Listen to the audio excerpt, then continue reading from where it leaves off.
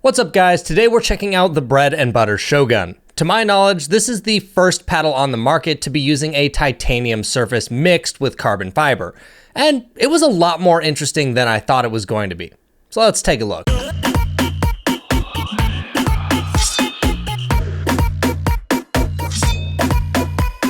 The specs are pretty straightforward for the Shogun. They're nearly identical to the bread and butter Filth that came out last year. A 4.25 inch grip circumference, elongated shape, 16mm thickness, carbon fiber mixed titanium surface, polymer core, swing weight range of 120 to 124, and a twist weight of about 6.2. Bread and butter also offers a 30-day no questions asked return policy and a 6-month warranty. And finally, the price is $190, but with discount code PBStudio, you can save 15%, which brings it down to about $161. Now, before we move past the specs, I do just want to point out something very subtle, but might be important to a few of you out there. While on paper, this is an identical shape to the Filth, it's actually slightly different at the throat. The Shogun flares out slightly wider, which gives you less area to choke up on, or at least it makes it a little harder to choke up on. It's extremely subtle, and I don't think most of you would even notice unless you held a Filth right next to the Shogun, but it is something that I noticed while hitting the Shogun, that it just felt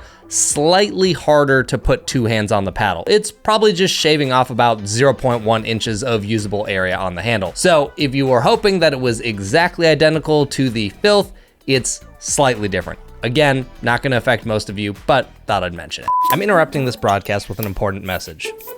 Don't speed up at Chris. What do you want? What do you want, Caleb? This paddle falls squarely into the all-court category. In fact, it might be one of the most textbook all-court paddles I have played in a minute. Last year, the Filth was considered more of a power paddle, but in today's age with paddles like the Gearbox, Paddletech Bantam, Engage Pursuit Pros, and a few others, I don't know that I would classify the Filth as a power paddle anymore. Also, you have to consider that last year, core crushing was still an issue that wasn't dialed in. A lot of paddles would come crushed out of the box, but not enough to make the crackling noise, but it was enough to give the paddle more pop and power than it was intended to have. So I think there are a good number of paddles on the market that have toned down the power from last year because of core crushing going down as a whole throughout the industry. So anyways, that's part of the reason that I think the Filth is more of an all-court paddle than it was last year, alongside more powerful paddles coming out in general. So anyways, back to the Shogun. This is a very good generalist paddle. Throughout my playtesting, I never found that it was really bad at anything. There are a lot of paddles that lean really far in one direction on the spectrum. You might have something like the Selkirk Lux Control Air, which is a complete control paddle, but it has absolutely no power. Then you have something like the Gearbox Pro Power Elongated that just destroys the ball. These paddles tend to generate a lot of buzz because they're very polarizing or exciting for that one particular feature. But generally, by exceeding in that one particular feature, it's actually a little bit worse at other things. While the Shogun doesn't have that singular standout feature, you really can't find anything to be upset with either. When I wanted to drive the ball, I had good plow through from the higher swing weight and felt like I had adequate power. At the net, for flicks, I felt like I could still be very aggressive. Not Paddletech Bantam aggressive, but still enough to apply plenty of pressure to my opponents. I think if anything does stand out, it would be the pop being just a little bit higher than average. On the control side of things, again, it's a good all-arounder, but it isn't going to beat out those dedicated control paddles either. I've been playing a lot with the Volair Forza Mach 2 16mm lately, and that certainly has better control than the Shogun does. But you also sacrifice the pop, power, and plow through that the Shogun has to achieve that control. Recently, I actually surveyed my email list where I asked, what type of paddle do you play your best pickleball with? Not what do you have the most fun with, what do you play your best pickleball with when you have to go and play well? And all court was the leading answer with 54% of the votes, followed by control, then power paddles. If you want to sign up for my newsletter, you can find the link down in the description. While it's easy to get obsessed with the power paddles, I think most people play better without a pure power paddle. So with that being said, you aren't going to get completely effortless resets out of the Shogun, but you do gain more offensive ability for that sacrifice. I never found myself having any issues in the mid-court when I had to reset balls, and I think the only issue that did take a little bit of time was my third shot drops. I found them to be quite a bit higher than I was expecting or that I'm used to, but after about a week or so, this issue mostly went away and I really wasn't worried about it anymore. One specific thing I did notice after dialing in my drops is that they actually dipped very aggressively given the RPMs that I got in my spin test. 1900 RPMs is not bad by any measure, but the way some of these drops dipped, I would have thought that the paddle was getting more RPMs than what I got in my initial test. The feel might be my favorite aspect about this paddle. While the stats and play characteristics make it an all-court paddle, the feel is something that I have really enjoyed. It's lively, has a subtle spring or flex to it, and just feels very satisfying on every shot you're hitting. It's a little hard to explain, but this is personally my favorite aspect of this paddle and what has consistently made it so fun for me to use while I've been reviewing it. Now, I'm sure many of you are wondering, how does the Shogun compare to the Filth that Bread and Butter released last year? The primary differences that I have found is that the Shogun feels like it has more pop and has this subtle springy feel that I'm really enjoying. The Filth feels almost more muted or dead feeling when you're hitting it next to the Shogun. Now, when I say more muted or dead feeling, that probably comes across in a negative way, but I actually don't mean it that way. I just feel like I don't feel the ball as much off the face as I do on the Shogun. Some of you might like that feeling and some of you might not. I find this most noticeable on bigger shots like drives, counters, and overheads. The Shogun gives me this perception that the ball sinks into the face more than the Filth and then launches off of it. Whether that's actually happening or not, I don't know, but that's what it feels like to me. Power levels I find to be pretty similar overall between the two. And if you take a look at John Q's database, the difference is very subtle. We're talking about 55 miles per hour versus 55.2 miles per hour, which is not a difference that I think is probably very perceptible to most people. Ultimately, I think the largest difference that people are going to notice is how the ball feels off the face. I don't think it's better or worse, just different. I personally enjoy the Shogun feel a lot more, and it makes it feel like a very fun paddle to play with, and I honestly hope that Bread and Butter will experiment with these materials in more and different paddle shapes. I think I view titanium similar to how I see Kevlar. It's just different, and some people will like that more or less, but having the option for those different feels is nice. With how much Kevlar has taken off, I wouldn't be surprised if this did too. Now that you've heard my opinion of it, you can hear from Aizec, who has used the Filth since it came out and has now switched to the Shogun. What's up, guys? Giving a quick review here on the Shogun today. I would say I have pretty good experience to review this paddle. I had been using the Bread and Butter Filth as my primary paddle for about a year, ever since it came out, and actually before it was released, I was using it. Love that paddle for a really long time. It's an awesome paddle, still a great paddle actually. Now that the goalpost has kind of changed for power levels, definitely all court paddle. I would say the biggest difference between the Filth and the Shogun, if you have a Filth, is the feel off the face. So the Filth is very, I would say, it's more rigid and it's a stiffer paddle, so it's gonna have a little bit harsher feedback when you hit the ball.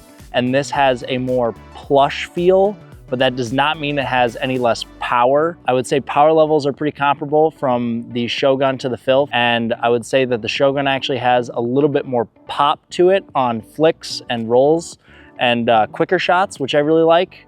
When you really dig into an overhead or a drive, it has this springy sensation where the ball really sinks into the face, but don't let that confuse you to the Gen 3 paddles. If that's what you're expecting, it is not the same and you will be disappointed. But it is a very subtle feel that is very pleasant. It's hard to describe it because I haven't really felt that with many other paddles, so it is kind of unique, but you just have to feel it to know what I'm talking about. But it feels awesome and I really like it. It's probably one of my favorite parts about this paddle is harder shots really just subtly sink into the face. So far, spin seems to be about the same.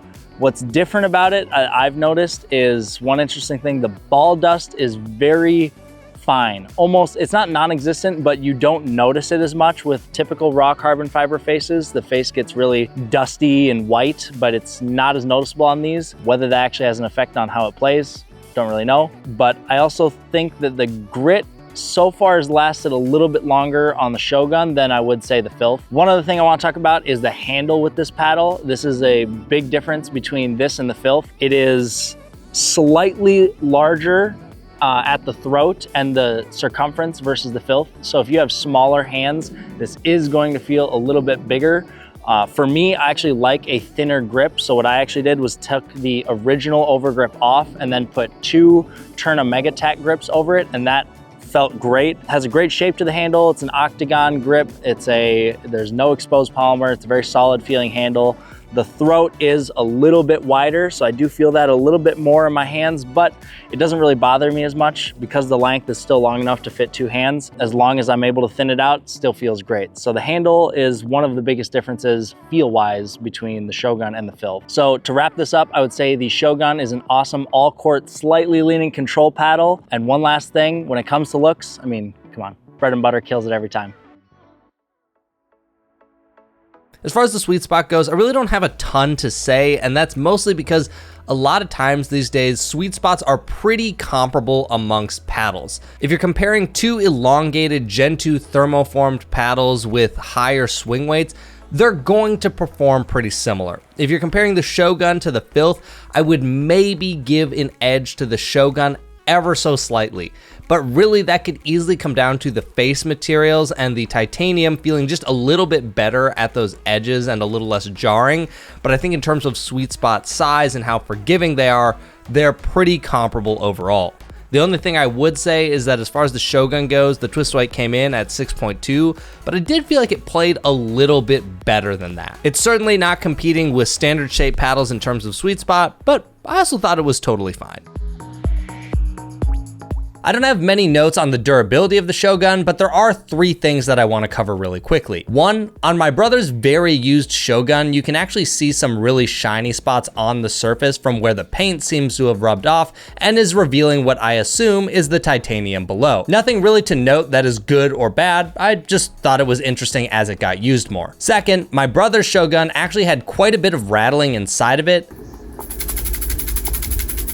and this is something that happens to a ton of paddles on the market, and a lot of times people think their paddle is broken. Usually this is just loose glue rattling on the inside of the paddle, so I thought I would cut this one apart just so I can show people that when they hear this rattling inside of any paddle, it's just some loose glue. Now, don't get me wrong, I don't think any paddle should be doing this, and it's something that companies should strive to avoid. However, I think a lot of times it's very overblown how big of a problem this actually is with your paddle, so I thought I would just prove to everyone that there's nothing inherently wrong in your paddle. It's just some glue that came loose. Anyways, I haven't noticed this in the other 2 units that we have, so I don't know if this will be common with the Shogun, but you can use that information as you will. 3, the handle quality is actually really solid. It's shaped very well and firm, has no protruding plastic pieces, no exposed polymer. It's just very solid all around and feels really nice. I also have to say I'm really impressed with where Bread and Butter has gotten to in the last year. A year ago, they had amazing marketing, everyone thought it was hilarious, but they really only had the Filth as their performance paddle, which was basically just a cheaper Carbon 1X, which was great, but they didn't have anything else. Now they have the Filth, the Loco, the Shogun, and they have the upcoming Fat Boy, which is their own custom shape. So it's really nice to see them blending that amazing marketing with more performance-oriented paddles. Last year, I really wasn't sure if Bread and Butter was gonna stick around or where they would go as a company, but it's clear they're here to stay and they care about making really good paddles now. All right, to wrap this review up, the Shogun isn't a revolutionary paddle by any means, but throughout my time playtesting this, I did find that I had a hard time wanting to put it down.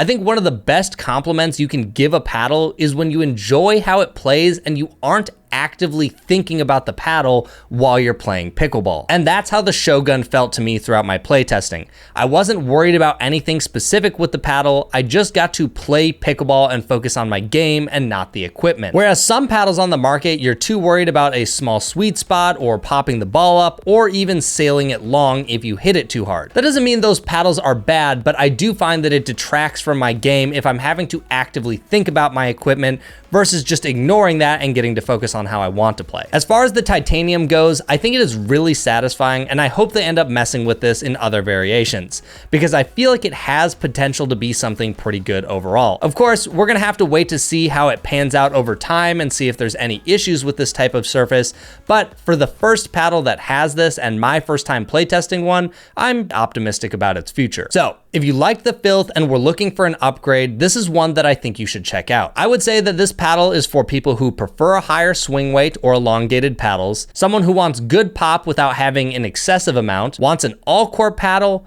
and lastly, less related to paddle performance, but if you don't like blending in with every black raw carbon fiber paddle on the market, this one certainly stands out. This paddle isn't for people who don't like high swing weights and want their paddle to lean more toward control or power rather than being balanced. Beyond that, there really isn't anything to dislike about the Shogun. So anyways, thanks for watching, guys, and I'll catch you in the next one.